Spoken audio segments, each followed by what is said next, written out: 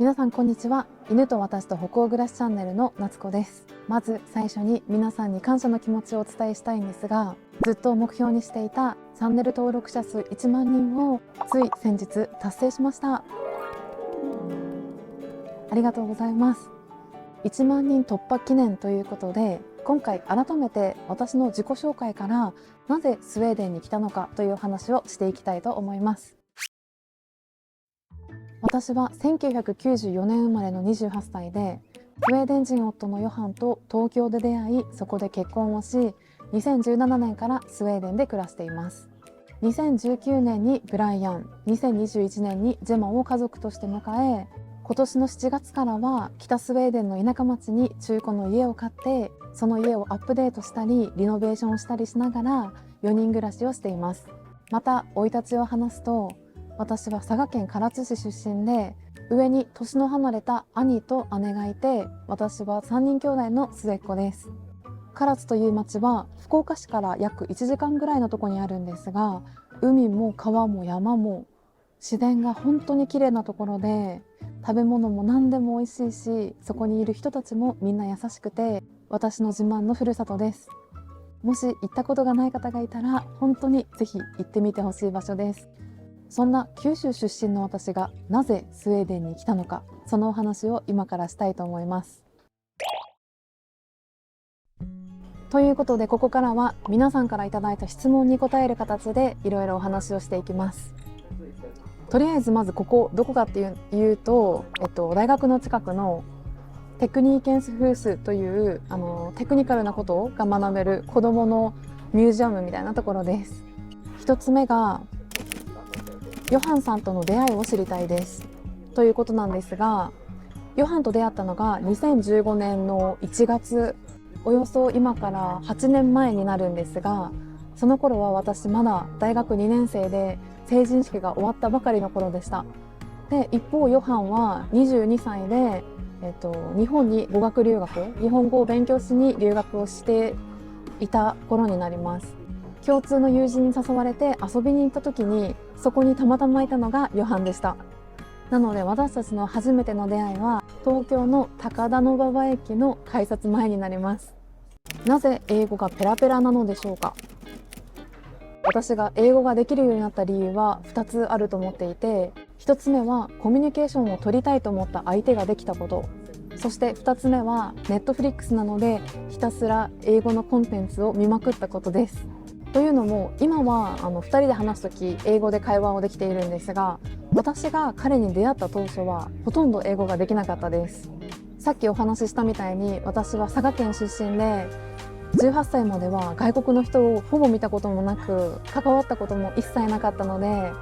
大学入学した時から交換留学に選ばれるのは多分無理だろうなって漠然と思っていて、結局長期留学には1回も行ったことがありません。でも大学2年生の時に、短期で4週間だけカナダのトロントに自費で留学させてもらうことができて、本当に良かったなと、ありがたいなと思っています。ヨハンと出会った頃はその留学から帰ってきて半年ぐらい多分経った頃なんですが、目の前の相手とコミュニケーションを取りたいっていうだけの思いで、英語ができるとかできないとか関係なく一生懸命コミュニケーションを取っていました。そしてその頃まだネットフリックスが日本に上陸していなかったので、ネットフリックスアカウントを持ってたヨハンのパソコンでよく英語のコンテンツを英語字幕で見ていました。多分それが私のリスニング力にかなりつながったかなと思います。どのようなきっかけでスウェーデンに来られましたかという質問なんですが、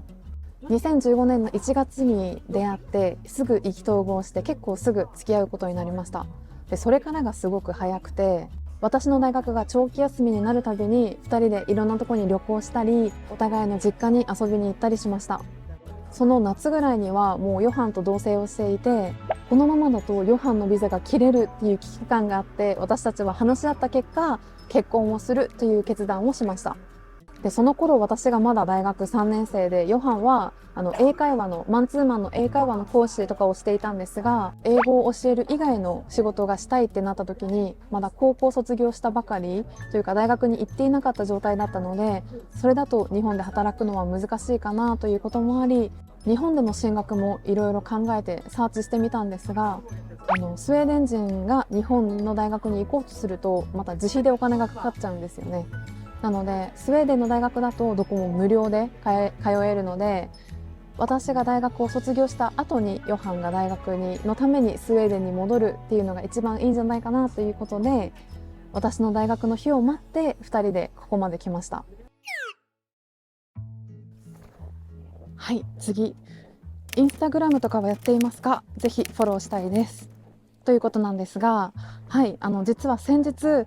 インスタグラムのアカウント、犬と私と北欧暮らしのアカウントを新しく開設しました。もしインスタやってる方がいたらぜひフォローしてほしいなと思います。そこではブライアンとかジェマのオフショットみたいな変な顔の写真とか、私たちが動画にはできないけど小さいことであってもなんかシェアしたいことがあれば、そこでいろいろシェアしたいなと思います。確か夏子さん、日本で就職したと思っていましたが、いつ戻られたのでしょうかという質問なんですが、二人パパチャンネルから私のことを知ってくださっている方は、卒業ライブっていうのをやった時に私が日本で就職しますっていうお話をしたと思うんですが、なんで今スウェーデンにいるのって思った方がいると思います。日本に帰ろうと決めたのがコロナ前だったんですけど、実際に私はもう就職が決まっていたので、私一人で日本に帰ることになりました。でもヨハンは外国人だから日本には入国できませんっていうのがずっと続いていて、なんかその目処も全然立たないって思っている間に、私が体調を崩したことでスウェーデンに戻ってきたということになります。テレビ局の記者というお仕事をさせていただいていたんですが、やっぱりニュースを届けるっていうことは失敗が許されない、いつもこう生放送だからニュースは失敗が許されないっていう中ですごくプレッシャーが大きかったり、できて当たり前っていうのがたくさんある中でできないことが結構私の中であったり、できなくて相談したいんだけどコロナだから全然人と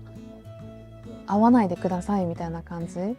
なんかランチも必ず一人で食べてくださいとか、上下関係もすごく厳しいところだったので、なんかいろんな人に毎日毎日怒られていて、時間関係なく LINE ワークスの通知が鳴り響くこともあったりで、一人で住んでいてでもすごい忙しいから友達に会うっていう気持ちの余裕もなかったりして、結構なんかこう孤独だったなっていうのはあります。それがある時、もう無理だなって思って仕事を辞めてまたこっちに戻ってきました。これからちょっとずつこんな感じのお話もできたらいいなと思っています。ということで今回も最後まで動画を見てくださりありがとうございました。それではまた来週もお会いしましょう。ヘイドー